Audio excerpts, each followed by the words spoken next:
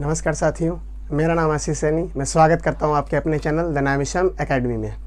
चलिए आज संविधान को आगे लेकर चलते हैं। और सबसे पहले आप सभी को होली की बहुत बहुत हार्दिक शुभकामनाएं। आपको, आपके परिवार को होली की बहुत बहुत हार्दिक शुभकामनाएं। और होली का त्यौहार है, रंगों का त्यौहार है, तो इसी के साथ अपनी लाइफ में अच्छे अच्छे रंग फिल करते चलिए, भरते चलिए और ज़िंदगी को और अच्छा बनाते चलिए। सीखते रहिए ज़िंदगी भर, क्योंकि ज़िंदगी कभी ख़त्म नहीं होती है और सीखना ज़िंदगी भर लगा रहता है। ठीक है, तो मिलते हैं फिर, आगे चलाते हैं क्लास को। बात करते हैं कि 1833 के चार्टर की। हमने अभी तक 1813 का चार्टर पढ़ा है, 1793 पढ़ा, 1773 पढ़ा है। ये सारे चार्टर आ रहे थे। कंपनी जो थी, ब्रिटिश पार्लियामेंट जो था, वो कंपनी पर नियम कानून बना रहा था, उसको नियंत्रण कर रहा था, जिससे कि धीरे धीरे कंपनी के अधिकार को कम किया जाए और ब्रिटिश पार्लियामेंट के हस्तक्षेप को डायरेक्ट, ब्रिटिश पार्लियामेंट के हस्तक्षेप को डायरेक्ट उसमें भारत में प्रवेश किया, मतलब हस्तक्षेप किया जाए भारत में। तो बात करते हैं 1833 के चार्टर की। चलिए, 1833 का चार्टर, सबसे पहले हमने आपको बताया था चार्टर जो था, चार्टर को हिंदी में राजलेख कहते हैं और यह प्रति 20 वर्ष में आता था। ठीक है, तो 1813 में आया था, तो अब 33 में आया है। 13 + 20 33। तो 1833 का चार्टर में क्या है कि सबसे पहली बात इसमें की गई है कि कंपनी के अधिकार को 20 वर्षों तक बढ़ा दिया गया। मतलब कि अब जो बात होगी 1833 के बाद जो चार्टर आएगा वो 1853 में आएगा। इसमें साफ कह दिया गया कि कंपनी के अधिकार को 20 वर्षों तक बढ़ा दिया गया है। ठीक है, आगे बात करते हैं कि दूसरा पॉइंट है कि बंगाल के गवर्नर को भारत का गवर्नर जनरल बना दिया गया। ऐसा था कि बंगाल के जो, पहले हमने आपको बताया था कि जो 3 प्रेसिडेंसियाँ थीं, ये थी बंगाल, ठीक है, और थी मद्रास और ये थी मुंबई। इसमें अलग अलग गवर्नर हुआ करते थे तीनों के। तो इन तीनों के अलग अलग गवर्नर ना हो, इसलिए क्या किया कि बंगाल के गवर्नर को गवर्नर जनरल बनाया गया था। ठीक है, गवर्नर जनरल बनाया गया था। आप लोग ये बताएंगे किस चार्टर में भारत के गवर्नर को बंगाल के गवर्नर को बंगाल का गवर्नर जनरल बनाया गया था। ये आप लोग कमेंट में हमें बताएंगे। ठीक है, बात करते हैं फिर इन दोनों के, मद्रास और मुंबई के सिर्फ गवर्नर थे। ठीक है, अब ब्रिटिश आधिपत्य जो क्षेत्र था वो दिन पर दिन बढ़ता जा रहा था, विस्तार होता जा रहा था उसका। तो इसके चलते हुए जो ब्रिटिश थे, बंगाल, मद्रास, मुंबई, इनके अलावा भी जैसे आगरा है और मतलब बहुत जगह उनका आधिपत्य हो गया था। तो बात करते हैं कि उनका आधिपत्य हो गया था। तो जो बंगाल का गवर्नर जनरल था, उसे अब भारत का गवर्नर जनरल बना दिया गया। कहाँ का बना दिया गया? भारत का गवर्नर जनरल बना दिया गया। ठीक है, क्या कर दिया गया? भारत का गवर्नर जनरल बना दिया गया। अब बात करते हैं, सबसे पहला जो भारत का गवर्नर जनरल था वो कौन था, और भारत का अंतिम गवर्नर कौन था। मतलब बंगाल का अंतिम गवर्नर जनरल और भारत का प्रथम गवर्नर जनरल कौन था, वो एक ही व्यक्ति था। उसका नाम था लॉर्ड विलियम बेंटिक। इसको रेस करते हैं, समझते हैं इस बात को। देखिए, भारत का प्रथम गवर्नर जनरल कौन था। ठीक है, और फिर बात करते हैं बंगाल का अंतिम गवर्नर जनरल कौन था। अंतिम गवर्नर जनरल कौन था? तो भारत का प्रथम गवर्नर जनरल, बंगाल का अंतिम गवर्नर जनरल सबसे पहले बात करेंगे, तो वो था लॉर्ड विलियम बेंटिक। ठीक है, तो जब ये भारत का गवर्नर जनरल, बंगाल का गवर्नर जनरल था विलियम बेंटिक, उसी समय ये 1833 का चार्टर आता है और नियम आता है कि जो बंगाल का गवर्नर जनरल है उसे अब भारत का गवर्नर जनरल बना दिया गया है। तो भारत का प्रथम गवर्नर जनरल भी तो यही होगा। तो ये कौन हो गया? भारत का प्रथम गवर्नर जनरल भी लॉर्ड विलियम बेंटिक होगा। जैसे मान लीजिए मैं हूँ बंगाल का गवर्नर जनरल हूँ और कोई नियम आता है कि बंगाल का जो गवर्नर जनरल है, मतलब जो आशीष हैं, वो अब पूरे भारत के गवर्नर जनरल कहे जाएंगे। तो कुल मिला के दोनों तो हम ही हुए ना, पद खाली बदल गया है, पद और बड़ा हो गया बस। ठीक है, अब आगे बात करते हैं तीसरा पॉइंट है इसमें कि मद्रास मुंबई से विधि बनाने के अधिकार वापस ले लिए गए।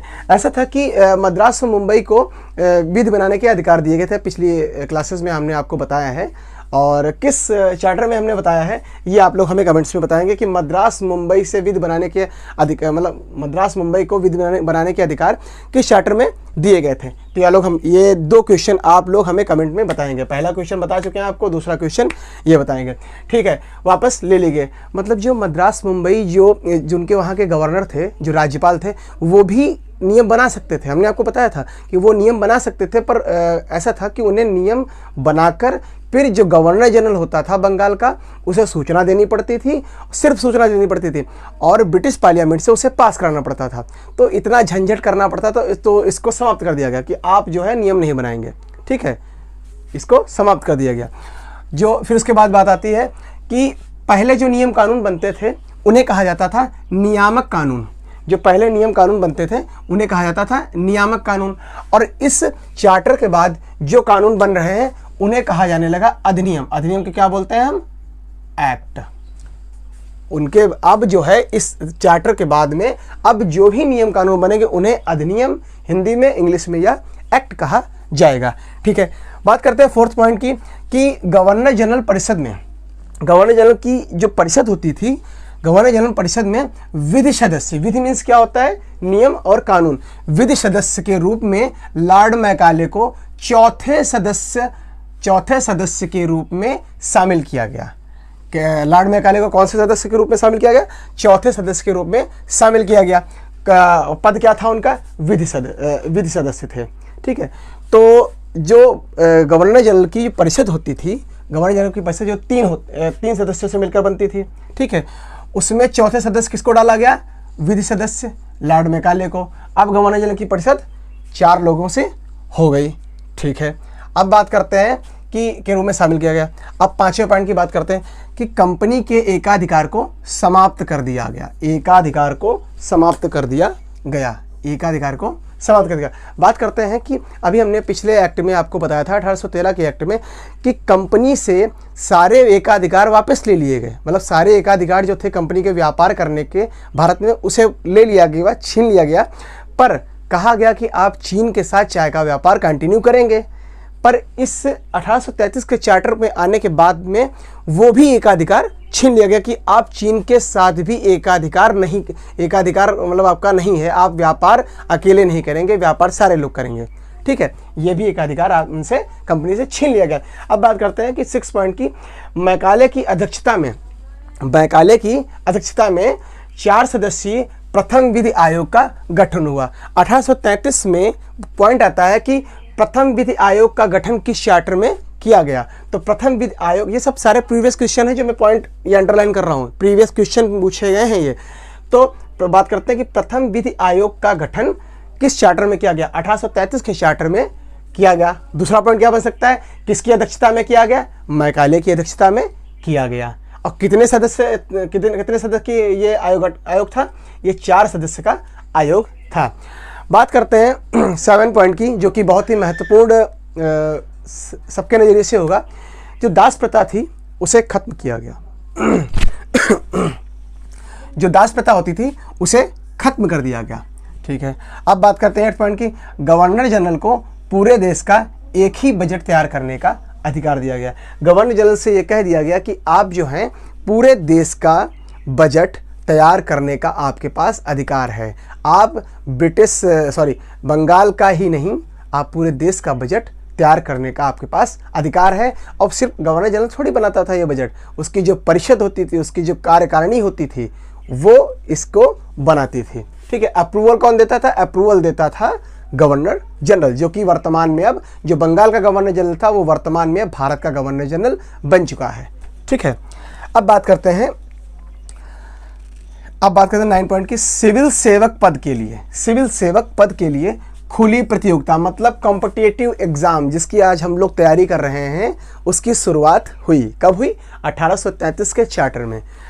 क्या कहा गया कि सिविल सेवक पद के लिए खुली प्रतियोगिता का आयोजन करने का प्रयास किया गया। सिर्फ प्रयास किया गया पर यह सफल नहीं हुआ। प्रयास किया गया पर सफल नहीं हुआ। सफल क्यों नहीं हुआ? जो सीओडी था, सॉरी COD लिख सकते हैं, आप BOD लिख सकते हैं, कोर्ट ऑफ डायरेक्टर या board of director. Board of director के विरोध से इसे समाप्त कर दिया गया। जो बोर्ड ऑफ डायरेक्टर थे उनके विरोध से इसे समाप्त कर दिया गया। इसमें कहा गया था, सिविल सेवक पद के लिए खुली प्रतियोगिता थी, उसमें कहा गया था कि जो ये प्रतियोगिता होगी किसी धर्म, जाति, नस्ल, रंग, रूप के आधार पर भेद नहीं किया जाएगा। मतलब चाहे वो हिंदू हो, चाहे मुस्लिम हो, चाहे अंग्रेज हो, विदेशी हो, कोई भी अगर व्यक्ति कॉम्पिटिटिव एग्ज़ाम देता है तो उसको किसी भी प्रकार से मतलब किसी भी सुविधा से उसे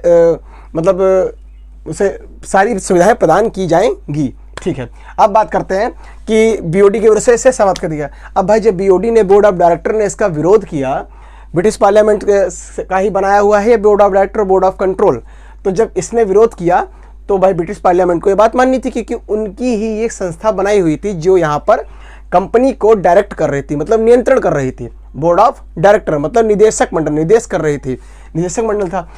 तो इसकी बात माननी थी ब्रिटिश पार्लियामेंट को। तो ब्रिटिश पार्लियामेंट ने क्या किया कि सिविल सेवक पद की परीक्षा के लिए इसे वहीं पर ख़त्म कर दिया कि भाई नहीं होगा।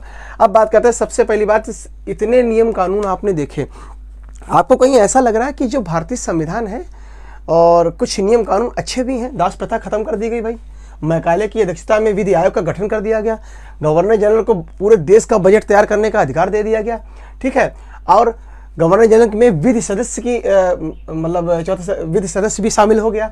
ठीक है, और जो नियामक कानून पहले होते थे उन्हें अधिनियम बनने लगे। ठीक है, मद्रास मुंबई से विधि बनाने का अधिकार वापस ले लिया गया। तो आप पूरा मतलब ये आप टोटली देख सकते हैं कि जितने भी कानून थे, जितनी भी शक्ति हैं, उसका केंद्रीकरण करने की कोशिश यह चार्टर कर रहा है। केंद्रीकरण मतलब सिर्फ एक व्यक्ति, और केंद्र में कौन बैठा है? वर्तमान में केंद्र में प्रधानमंत्री मोदी जी हैं। इसी प्रकार से उस समय केंद्र में भारत का गवर्नर जनरल होता था और जो कि सारी शक्तियां जो हैं वो केंद्र की ओर जा रही हैं। मतलब जो भारत का गवर्नर जनरल ऊपर बैठा हुआ है, सारी शक्तियां जो हैं उसके पास जा रही हैं। तो कहीं ना कहीं 1833 का चार्टर जो है वो सारी शक्तियों का केंद्रीकरण कर रहा है, मतलब केंद्र सरकार के पास, और अगर रियल में कहा जाए तो ब्रिटिश पार्लियामेंट के पास वो अधिकार कंपनी से छीनकर ब्रिटिश पार्लियामेंट के पास जा रहा है। ठीक है, अब बात करते हैं 10th जो पॉइंट है इसका, कि भारत में संविधान निर्माण का आंशिक संकेत इस चार्टर में दिखाई देता है। ऐसा भारत का जो संविधान है वो जो है, जो ब्रिटिश लोगों का संविधान है, बहुत ज़्यादा जो नियम कानून है उनसे मैच करते हैं, क्योंकि उनके ही बनाए नियम कानून को हम आज भी फॉलो करते हैं। उनके बनाए नियम कानून को संशोधित करके, मतलब कुछ रूप बदल के, और वो आज भी हमारे संविधान में हैं जिनको हम फॉलो करते हैं।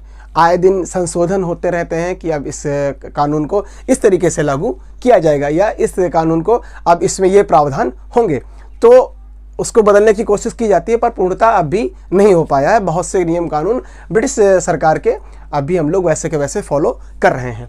ठीक है, अब बात करते हैं कि भारत में संविधान निर्माण का आंशिक संकेत इस चार्टर में दिखाई पड़ता है। इस चार्टर में इतने नियम कानून बता दिए कि ऐसा लगता है कि जो संविधान निर्माण की शुरुआत इसी चार्टर से हो गई है। लगता है ऐसे कि इसी चार्टर से ऐसा लगता है कि भाई कि लगता है कि एक नियम कानून बन गया बहुत अच्छा सा, तो संविधान की एक तरीके से नींव पड़ गई है। कहाँ से पड़ी? 1833 के चार्टर से। अब बात करते हैं कि सबसे पहली बात कि आप लोग वीडियो देखते हैं तो वीडियो को देखें, लोगों को शेयर करें, क्योंकि आपको लगता है कि अगर मैं मेहनत करता हूँ या नहीं करता हूँ, थोड़ा भी अगर आपको लगता है तो लोगों के साथ शेयर करें, सब्सक्राइब करें चैनल को, और पसंद आए तो लाइक करें, कमेंट्स ज़रूर दें, और जो गलतियाँ हों उन्हें भी आप शेयर करें हमसे, और मैं सुधारने की कोशिश करूँगा। ठीक है, आगे बात करते हैं कि 1853 का चार्टर 33 में आया था, 20 साल के बाद 53 में आया। 1853 के चार्टर में कहा गया, सबसे पहला पॉइंट है कि गवर्नर जनरल की परिषद के विधायी एवं प्रशासनिक कार्यों को अलग अलग कर दिया गया। मतलब जो गवर्नर जनरल की जो परिषद थी, गवर्नर जनरल की जो परिषद थी उसके विधायी मतलब नियम कानून, और प्रशासनिक कार्य, प्रशासनिक काम जैसे डीएम है, पीसीएस है, जो डीएम है, एसडीएम है, बाबू है, क्लर्क है, ये जो है ये सारे प्रशासनिक कार्य करते हैं। ठीक है, हमारा जो फोर्स होता है, जो पुलिस फोर्स होता है, ये प्रशासनिक कार्य में आते हैं। तो विधायी एवं प्रशासनिक कार्यों को अलग अलग कर दिया गया। इसके तहत 6 नए पार्षद जोड़े गए। इसके तहत, इस चार्टर के तहत 6 नए पार्षद जोड़े गए। किस में जोड़े गए? विधान परिषद में 6 नए पार्षद जोड़े गए, जिन्हें विधान पार्षद कहा गया। सबसे इसमें यह पॉइंट नोट करने वाला है कि जो 6 नए पार्षद जोड़े गए हैं उन्हें विधान पार्षद कहा गया। ठीक है, अब बात करते हैं कि इस परिषद को भारतीय केंद्रीय विधान परिषद कहा गया। जो ये परिषद का निर्माण हुआ, सबसे पहली बात क्या हुआ? विधायी और प्रशासनिक कार्यों को अलग कर दिया गया। फिर 6 नए पार्षद जोड़ दिए गए, उन्हें विधान पार्षद कहा गया। और जो 6 नए पार्षद जोड़े गए, फिर एक परिषद बनी, उस परिषद को भारतीय केंद्रीय विधान परिषद कहा गया।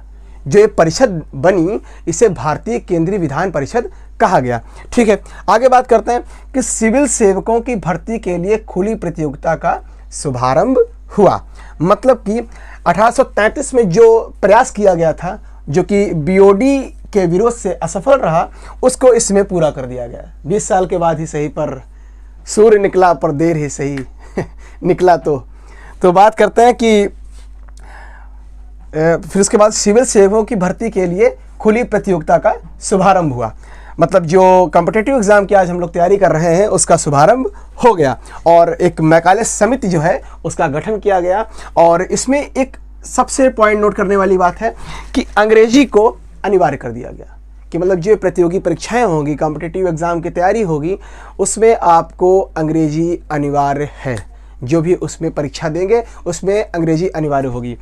तो कहीं ना कहीं अपनी भारतीय भाषा जो है, अपनी मातृभाषा हिंदी है, उसको कहीं ना कहीं महत्व नहीं दिया गया। और वैसे दिया भी क्यों जाता? क्योंकि अधिकार हम लोगों का नहीं था, राज हम लोगों का नहीं था, विदेशियों का था, ब्रिटिश कंपनियों का था, ब्रिटिश पार्लियामेंट का था। ठीक है, तो अंग्रेजी अनिवार्य कर दी गई।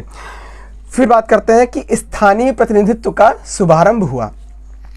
स्थानीय प्रतिनिधित्व का मतलब होता है कि जैसे इसमें 6 सदस्य हुए, 6 नए पार्षद जोड़े गए, जिनका 6 नए पार्षदों में से 4 का चुनाव जो है वो बंगाल प्रेसिडेंसी, मद्रास, मुंबई, आगरा, ये 4 ये स्थानीय ही तो हैं। मतलब जैसे आज हम लोग बात करते हैं यूपी, एमपी, ये स्टेट हैं, इन्हें स्थानीय प्रशासन, स्थानीय प्रतिनिधित्व बोलेंगे और केंद्र सरकार को केंद्र बोलेंगे। तो इसी तरीके से 6 सदस्य में से 4 जो है स्थानीय प्रतिनिधित्व का शुभारंभ हुआ। तो 6 सदस्य में से 4 सदस्य जो है उनको बंगाल, मद्रास, मुंबई और आगरा की 4 प्रेसिडेंसियों से चुनकर भेजा गया। ठीक है, अब बात करते हैं कि जो इसमें सिविल सेवकों की भर्ती हुई थी, इसमें 1833 में प्रयास किया गया, बीओडी ने विरोध कर दिया, 1853 में इसे पूरा किया गया। इसे आगे पढ़ेंगे, समझेंगे कि यह है क्या वास्तविक रूप में, और इसे डिटेल में पढ़ेंगे। और 1853 के बाद आपका 1857 का विद्रोह होता है। ठीक है, उसके बाद में ही 1858 का आपका चार्टर आ जाता है। नियम था कि 20 साल के बाद चार्टर आएगा, पर ऐसा नहीं होता है। चलिए, ये तो बात की बात है, हम आपको बाद में बताएंगे, इसके बारे में विस्तृत जानकारी देंगे। ठीक है, फिर उसके बाद में बात आती है कि 5वां पॉइंट है कि बीओडी की संख्या 24 से 18 कर दी गई। जो बोर्ड ऑफ डायरेक्टर था उसकी संख्या 24 से 18 कर दी गई। पहले 24 होती थी, अब 18 कर दी गई। ठीक है